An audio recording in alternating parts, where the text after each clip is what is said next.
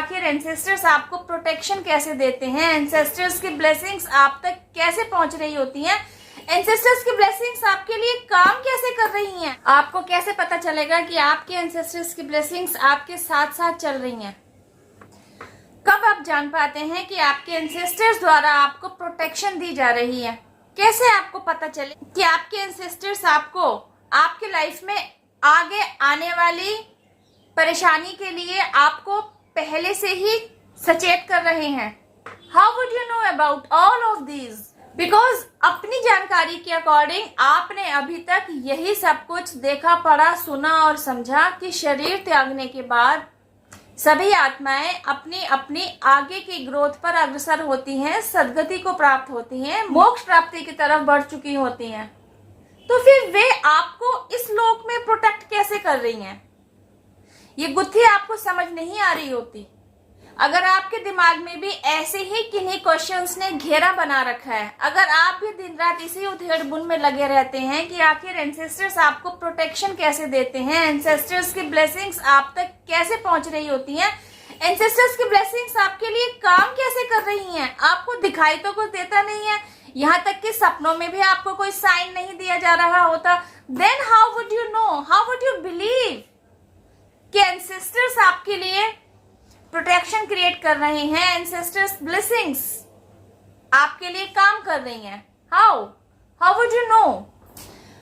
अब तक की बताई गई बातों के साथ अगर आप खुद को रिलेट कर पा रहे हैं तो वीडियो में आगे तक बने रहिए।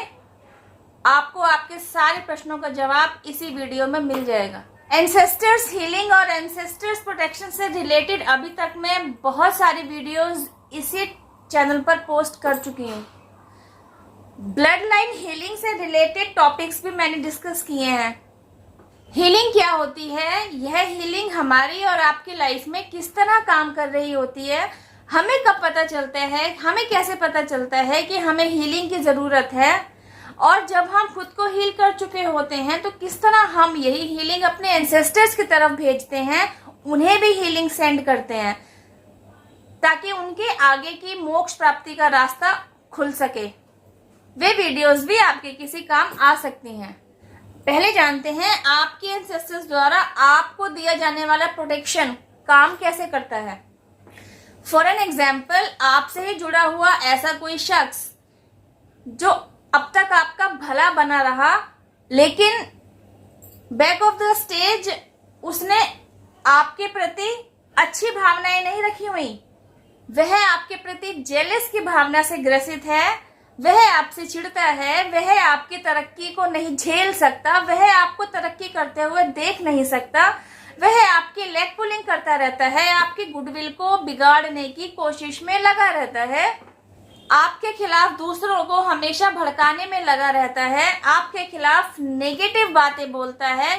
इतना सब कुछ कर लेने के बावजूद भी जब वह आपके कॉन्फिडेंस को टूटता हुआ नहीं देख रहा होता, वह आपके कॉन्फिडेंस को तोड़ नहीं पा रहा होता, आपकी तरक्की को रोक नहीं पा रहा होता, आपको सफलता के शिखर तक पहुंचने से नीचे नहीं गिरा पा रहा होता, तब वह क्या करता है?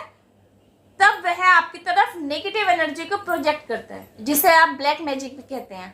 उसको लगता है कि उसके द्वारा ऐसा किया जाने से आप डर जाएंगे, आप भयभीत हो जाएंगे, आपकी हिम्मत टूट जाएगी, आपकी तरक्की में बाधा आएगी। उसके ब्लैक मैजिक के चलते आप न केवल मेंटल लेवल पर टूटेंगे बल्कि फिजिकल लेवल पर भी वीक होते चले जाएंगे। तो आप अपनी ग्रोथ पर काम ही कैसे करेंगे? आपका फोकस डिस्टर्ब करने के लिए वह सारा काम करता है, लेकिन होता है इससे बिल्कुल उलट। आपकी तरफ जो ब्लैक मैजिक के तहत एनर्जी को प्रोजेक्ट किया गया, उसका काम था कि आपको फिजिकल लेवल पर तोड़ा जाए, आप शारीरिक लेवल पर किसी बीमारी में उलझ जाएं और बस डॉक्टर के पास चक्कर ही लगाते रहें। तो यहाँ आपके एंसेस्टर्स द्वारा आपको प्रोटेक्ट इस तरीके से किया गया, आप जिस किसी भी लंबी बीमारी से ग्रसित होने वाले थे उसको छोटे में ही निपटा दिया। फॉर एन एग्जाम्पल, आप सीढ़ियों से गिर गए, सीढ़ियों से गिरने के बावजूद भी आप फ्रैक्चर से बच गए, आपके शरीर की सारी हड्डियां सुरक्षित रहीं, इवन आपको मोच तक नहीं आई। एक आध सीढ़ी से फिसलने की बात नहीं हो रही है, तकरीबन एक फ्लोर की सीढ़ियां, तकरीबन 15 से 20 सीढ़ियां। आप कहेंगे ऐसा भी कहीं होता है? सीढ़ियों से गिरना कोई छोटी बात नहीं है, वो भी इतनी सारी सीढ़ियों से गिरने के बाद कुछ ना कुछ परेशानी तो इंसान को फेस करनी ही पड़ती है। यस ऑफ कोर्स, आपने भी करी, आपकी कमर का मांस फटा, आप कुछ टाइम बेड रेस्ट पर गए, तो हो क्या रहा था? आपके बुरा चाहने वाले को, आपकी तरफ नेगेटिविटी को प्रोजेक्ट करने वाले को भी आपके बेड पर होने की खबर मिली, उसको शांति मिली, उसको सुख मिला कि हाँ अब आप बेड पर हैं। लेकिन एक्चुअली हो क्या रहा था? You were in divine protection, you were in your ancestral protection. जहां आपके एंसेस्टर्स हैं, डिवाइन भी तो वही हैं, एंजल्स भी तो वही हैं, आपके पूरा यूनिवर्स वही है। तो अगर आपके एंसेस्टर्स द्वारा आपको प्रोटेक्ट किया जा रहा है तो सोचिए पूरा डिवाइन रियल्म आपके प्रोटेक्शन के लिए आके खड़ा होता है। अगर आपके एंसेस्टर्स की सीधी नजर आपके ऊपर है, आप उनकी ब्लेसिंग्स को रिसीव करने के पात्र हैं, तो सोचिए आप अपने एंसेस्टर्स की ब्लेसिंग्स के साथ साथ पूरे डिवाइन रियल्म की ब्लेसिंग्स को रिसीव करने के पात्र बनते हैं। उस नेगेटिव प्रोजेक्शन की वजह से आप सीढ़ियों से गिरे तो सही, लेकिन आपको बहुत लंबा फिजिकल स्ट्रेस फेस नहीं करना पड़ा। ये थी वह एंसेस्ट्रल प्रोटेक्शन जिसने आपको बिस्तर पर लंबे समय के लिए पड़ने से बचा लिया, क्योंकि आपका बॉन्ड आपके एंसेस्टर्स के साथ स्ट्रॉन्ग है, आपको आपके एंसेस्टर्स की कृपा प्राप्त हो रही होती है। इसका दिव्य संकेत आपके एंसेस्टर्स द्वारा भी आपको दिया जाता है। कैसे? आपको कोई ऐसा दिव्य स्वप्न दिखा दिया जाता है जिसमें आगे आने वाली घटना के प्रति आपको पहले ही सूचना दी जा रही होती है। कैसे? आपने सपने में देखा होता है कि जिन सीढ़ियों से आप गिरे होते हैं, उन्हीं सीढ़ियों से चढ़ते हुए गौ माता आपके घर तक आई, आपके फ्लोर तक आई और बैल्कनी से नीचे कूद गई। हालांकि शुरू में आपको इस सपने के पीछे का असली मतलब समझ में नहीं आ रहा था, लेकिन जब आप अवेकन्ड हुए ना, जब आप अवेकनिंग प्रोसेस से गो थ्रू हुए, तब आपको ये बातें धीरे धीरे समझ में आने लगी कि एक्चुअली इस सपने के पीछे छिपा एंजेलिक मैसेज यह था कि गौ माता ने आपके ऊपर आने वाली बला को अपने ऊपर ले लिया। गाइस, ऐसा होना कोई छोटी बात नहीं है। मेरे द्वारा दिए जाने वाले एग्जाम्पल को आप जरा अपने लाइफ में चल रही किसी न किसी घटना के साथ रिलेट करके देखिए और देखिए आप कब, कहां और कैसे अचानक किस किस प्रॉब्लम में फंसते चले आए और आपको वहां कैसे बचा लिया गया, कैसे आपको शारीरिक तौर पर ज्यादा स्ट्रेस नहीं झेलना पड़ा, कैसे आप बड़ी से बड़ी गंभीर प्रॉब्लम से बाहर निकल आए, कैसे आप बड़ी से बड़ी प्रॉब्लम में फंसते फंसते बच गए, इवन कैसे आप बड़े से बड़े नुकसान उठाने के बावजूद बहुत छोटे में निपट गए।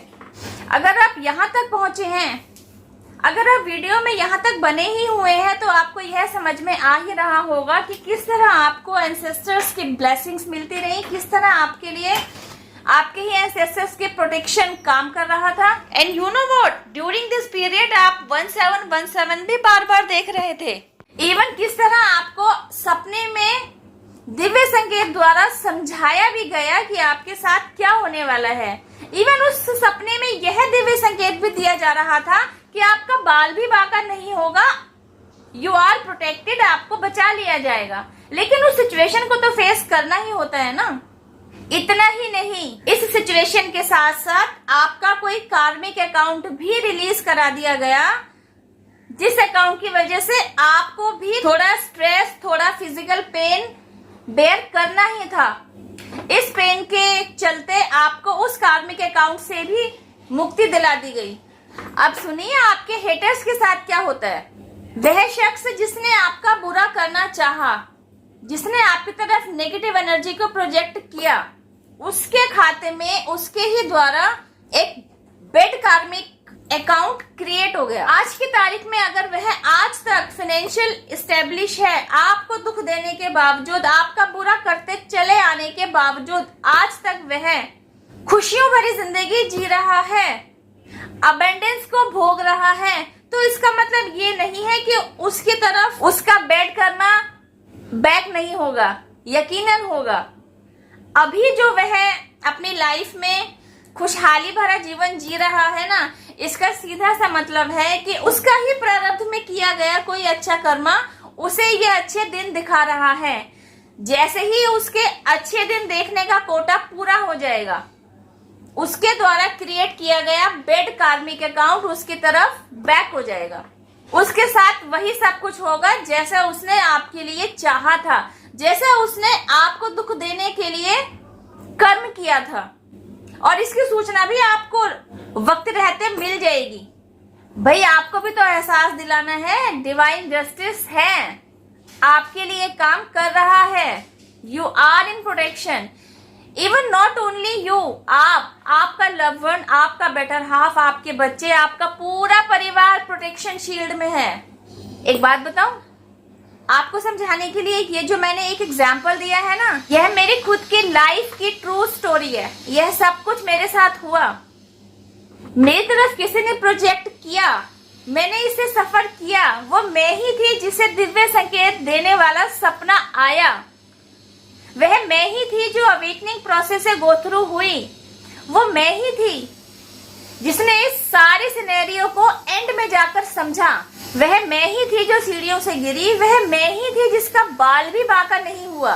वह मैं ही हूँ। आज तक न जाने ऐसे कितने इंसिडेंट्स में झेल चुकी हूँ।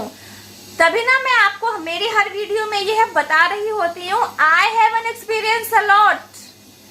आपके साथ शेयर करने के लिए मेरे पास बहुत सारी ऐसी बातें हैं, बहुत सारे ऐसे एक्सपीरियंसेस हैं जिनसे यह पता चलता है कि ancestors are with you always.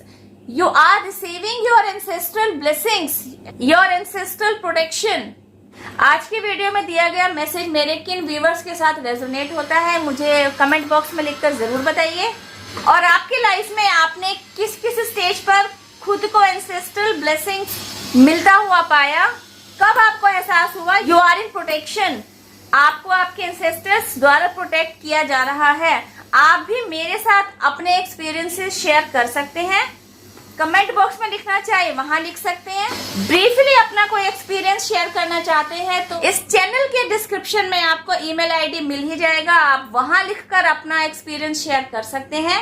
इस वीडियो में बस इतना ही।